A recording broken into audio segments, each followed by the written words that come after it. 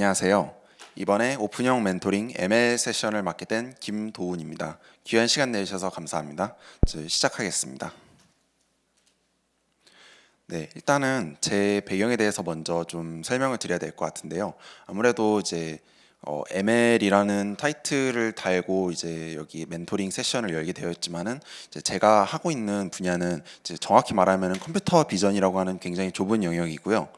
어떻게 보면은 이제 ML이라고 하면은 이제 추천 시스템이나 이런 것들 쪽에서도 응용이 많이 되고 있기 때문에 그런 것들을 기대하고 오셨을 수도 있지만은 이제 제가 지금 하고 있는 영역은 컴퓨터 비전, 그 중에서도 이제 로봇에 실리고 있는 여러 가지 인지 모듈을 만들고 있는 그런 엔지니어로 이제 알고 계시면 될 것 같습니다. 그래서 사전에 지금 준비된 질문들이 몇 가지 있어서 바로 본론으로 들어가도록 하겠습니다. 네, 가장 처음 받게 된 질문은 이제 되게 굉장히 긴데요. 좀 이제 요약을 하자면은 여러 가지 컴퓨터 비전 모델을 만들 때 여러 가지 이제 그거를 실제로 디플로이를 하는 방법에는 여러 가지 방법이 있습니다. 뭐 그 서버 거대한 서버를 하나 중앙에 집중해서 두고 그다음에 그 엔드 포인트에서 그 서버의 추론 결과를 받아오는 그런 방식이 있을 거고, 혹은 이제 엣지 디바이스에서 직접 추론을 하는 그런 방식이 있을 수도 있는데요.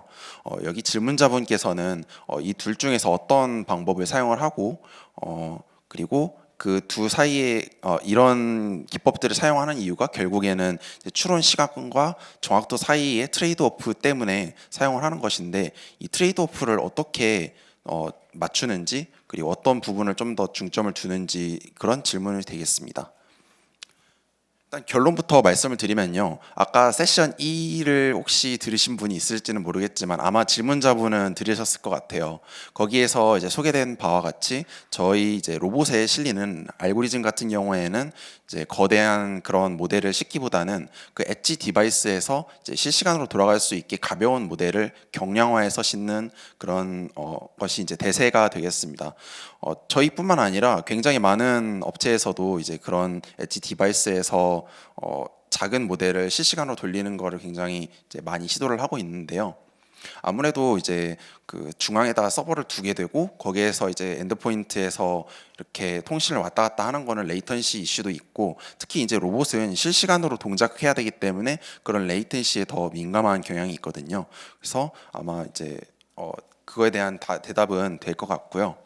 그다음에 추론 시간과 정확도 사이의 밸런스에 대해서도 이제 간단하게 답을 드릴 수 있을 것 같은데, 아무래도 추론 시간이 더 먼저라고 말씀드릴 수 있을 것 같아요. 저희가 모델을 그러니까 베이스라인 모델을 선정을 하고 그거를 좀 더 개선을 하는 데에도 어떻게 보면은 추론 시간이 굉장히 중요한 결정 요소인 것 같습니다.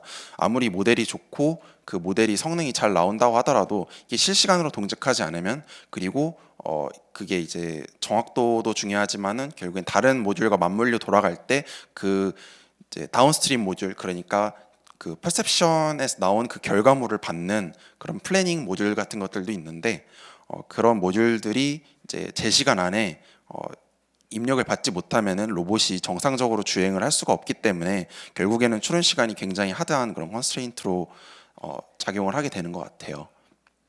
그래서 실제로 개발을 할 때에는 어느 정도 이 추론 시간을 만족할 수 있는 베이스라인 모듈을 잡은 다음에 그 모듈을 점차 이제 그 퍼포먼스를 개선을 해나가면서 레이턴시 하드 컨스트레인트를 넘지 않는 수준에서 잘 관리를 하는 방식으로 이렇게 모델을 개발을 해나가고 있는 편입니다. 네, 이거는 어느 정도 답이 된 것 같아서 이제 다음 질문으로 넘어가도록 하겠습니다. 그래서 이 질문자분께서는 이제 질문 자체는 이제 욜로 V8과 같은 최신 모델을 실무에서 사용하는지, 뭐 이걸 어떻게 최적화를 하는지 궁금하다고 하셨는데요. 일단 이 질문에 대해서 일단 기술적인 답변을 먼저 드리면은 이런 최신 모델을 실무에서 적용하냐 하면은 일단 NO라고 말씀을 드리고 싶어요. 이 최신의 기준이 어디까지인지는 잘 모르겠지만은 제가 이제 어느 정도 연구를 해본 입장에서 굉장히 최신 모델을 적용하기에는 좀 어려운 측면들이 되게 여러 가지가 있습니다. 예를 들어서 3D 오브젝트 디텍션 모델 같은 경우에는 이제 DETR이라고 하는 그런 디텍션 모델을 기반으로 해서 트랜스포머 기반의 그런 모델들이 이제 최신 모델이라고 어느 정도 볼 수 있을 것 같은데요. 그런 모델들을 로봇에다가 싣게 되면은 추론 시간이 아까 말씀드린 것처럼 굉장히 오래 걸리기 때문에 그거는 이제 실질적으로 쓰기는 좀 어려운 측면이 있고요. 근데 이제 그것보다는 좀 더 오래됐지만은 안정적으로 동작하고 엔지니어링이 좀 더 된 그런 모델들을 많이 사용을 하는 편입니다. 예를 들어서 이제 3D 오브젝트 디텍션 모델을 다시 이제 돌아가게 되면은 이제 뭐 복셀렛 이런 모델 같은 경우에는 나온 지 굉장히 오래됐는데요. 이런 모델들은 이제 오래됐다고 해도 뭐 매트릭이 굉장히 낮지는 않지만은 그렇다고 해서 이제 뭐 레이턴시가 저희가 미리 정해놓은 그 값을 넘지도 않고, 그리고 이제 오래되면은 굉장히 중요한 부분이 다양한 연구자들이 그런 오픈 소스들을 가지고 엔지니어링을 굉장히 다양하게 많이 합니다. 예를 들어서 이제 뭐 스파르스 컨볼루션이라든가 이런 테크닉들을 굉장히 많이 사용을 하면서 실질적으로 이제 저희가 로봇에다가 올릴 때 레이턴시를 줄일 수 있는 그 캐패시티가 굉장히 올라가기 때문에 굉장히 최신 모델을 쓰지 않는 경우들이 많은 것 같아요. 그리고 이것들을 사용할 이제 어떻게 최적화를 하는지는 이제 굉장히 케이스 바이 케이스가 강하게 되는데요. 가장 이제 쉽게 말씀드릴 수 있는 거는 레이턴시 측면에서 저희가 이제 최적화를 많이 할 수가 있습니다. 이제 저희 세션 2에서 이제 문종식님께서 발표를 해주신 그런 이제 퀀타이제이션 이런 기법들을 굉장히 많이 사용을 하고요. 거의 이제 이쪽 업계에서는 디팩토 스탠다드라고 볼 수 있을 것 같아요. 네, 그런 최적화 방법들도 당연히 사용하고요. 그리고 이제 모델을 훈련하고 뭐 이제 아키텍처를 개선하는 측면에서도 이제 이거는 굉장히 이제 데이터 스페시픽하고 이제 케이스 바이 케이스인 측면이 더 강한 그런 케이스라고 볼 수 있을 것 같은데요. 뭐 예를 들어서 이제 뭐 데이터 엔지니어링 측면에서는 클래스의 그 정의를 다르게 한다거나 혹은 이제 뭐 클래스의 그 종류를 굉장히 다양하게 하거나 혹은 좁게 하거나 이런 식으로 해서 데이터 임밸런스 문제를 해결한다거나 혹은 어그멘테이션 기법을 사용을 하는데 이제 그 데이터 특성에 맞는 어그멘테이션을 사용한다거나 뭐 이런 방법이 있을 것 같은데요. 이거는 지금 저희가 사용하고 있는 방법은 아니고 제가 이제 다른 프로젝트에서 봤었던 이제 방법인데 특정 클래스에서는 이제 예를 들어서 그 자동차의 전면에 굉장히 많이 나타나는 클래스들이 있고 혹은 자동차의 뭐 왼쪽이나 오른쪽에서 많이 나타나는 그런 클래스들이 많이 있어요. 예를 들어서 이제 자율주행 자동차 같은 경우에 그런 케이스가 많은 게 보행자는 이제 횡단보도에서 마주치기 때문에 전면에서 마주치는 경우들이 되게 많고, 그리고 이제 차량 같은 경우에는 골고루 나타나는 경우들이 굉장히 많은데 뭐 이런 데이터의 불균형이 있게 되면은 당연히 전면에서 나타나는 그런 보행자는 잘 탐지하지만 측면에서 나타나는 보행자는 탐지하기가 굉장히 어렵겠죠.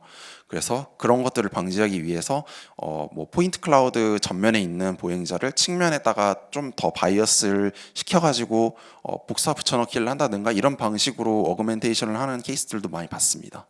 네, 그런 식으로 이제 지금 우리가 가지고 있는 데이터가 어떻게 생겨 먹었는지 그리고 그거에 대한 결과가 어떻게 되는지를 미리 좀 잘 생각을 해가지고 거기에 맞게 데이터 엔지니어링을 하고 아키텍처도 그거에 맞게 바꿔주는 작업들이 필요하겠습니다. 네, 그리고 이제 커리어에 대한 질문이었었는데요. 일단 저는 여기가 첫 직장이 아니고 이전에 다니고 있었던 직장이 이제 자동차 자율주행을 하던 그런 직장이었었습니다. 그리고 그 이전에 이제 제가 졸업을 했었던 곳은 이제 항공우주공학과에서 필터링 연구를 굉장히 많이 했었었는데요. 어떻게 보면은 좀 연관이 없어 보이는 것들이 이렇게 와가지고 지금 이제 오브젝트 디텍션이라고 하는 그런 태스크를 담당하게 되는 컴퓨터 비전 엔지니어가 되었었는데 그 과정들을 살펴보게 되면은 그냥 그때그때 재밌어 보이는 것들을 위주로 집중을 해 나갔었던 것 같아요. 결국에는 이제 내가 집중을 하고 재미있다는 거를 느껴야 그 일을 굉장히 열심히 할 수 있고 또 거기에서 성과를 낼 수가 있다고 생각을 했었거든요. 근데 이게 좀 굉장히 좀 뜬구름 잡는 이야기일 수도 있어서 더 도움이 되는 이야기를 드리자면은 이 질문자분 같은 경우에는 이제 빠르게 성장하는 ML 엔지니어가 되고 싶다고 말씀을 해주셨었어요. 그래서 이 ML 엔지니어가 되기 위한 그 과정에 대해서 도움이 될 만한 그런 조언을 드리자면은 ML만을 해야 되겠다라는 거는 이제 지금 이제 시장에서 어떻게 보면 굉장히 경쟁력이 없을 수도 있어요. 그래서 거기에서 ML만을 해야 되겠다기보다는 그 도메인 지식을 같이 함께 쌓는데 굉장히 집중을 했으면 좋겠다고 말씀을 드리고 싶어요. 예를 들어서 저 같은 경우에는 이제 이전에 필터링, 칼만 필터를 좀 이제 집중적으로 연구를 하는 그런 곳에서 이제 연구를 했었는데 거기에서 이제 자율주행이라고 넘어오게 되는 것은 이제 그 안에서 트래킹, 오브젝트 트래킹이라고 하는 그 주제를 같이 파가지고 이제 자율주행의 그 전체적인 시스템, 퍼셉션 시스템에 대해서 어느 정도 이해를 할 수가 있게 되었고 그 중에서도 이제 오브젝트 디텍션이라고 하는 그 깊은 분야를 한번 깊게 파고 들어서 그 오브젝트 디텍션과 트래킹이 이제 같이 연계가 되는 그 퍼셉션 시스템에 대해서 어느 정도 깊게 이해를 할 수가 있었고 그게 지금의 제 경쟁력을 만들게 된 원동력이었던 것 같습니다. 그래서 궁극적으로는 이 한 주제에 집중을 해서 핸즈온을 해보면서 현업에서 실제로 겪는 문제를 해결해 나가는 그 경험 자체가 굉장히 중요하다고 생각을 하고요. 그 경험들을 쌓아 나간다면은 이제 문제 해결 능력은 자연스럽게 따라온다고 생각을 합니다. 그래서 이 질문도 어느 정도 답이 되셨기를 바라면서 혹시 부족하면은 추후 Q&A에서 다시 추가로 질문을 부탁드리겠습니다. 그리고 자연어 처리 관련한 분도 이제 여기에 같이 참여를 해주셨는데요. 이따가 Q&A 세션에서 제가 일방적으로 뭔가 그 질의응답을 하기보다는 같이 이제 본인의 경험을 같이 얘기를 해주시면은 굉장히 도움이 저도 많이 될 것 같아요. 저보다 되게 경험도 많으신 분 같더라고요. 그래서 준비된 질문은 여기까지고요. 지금 시간이 굉장히 많이 남았는데 여기에서 이제 추가적으로 질문하실 것들은 편하게 자유롭게 얘기해 주시면 좋을 것 같습니다.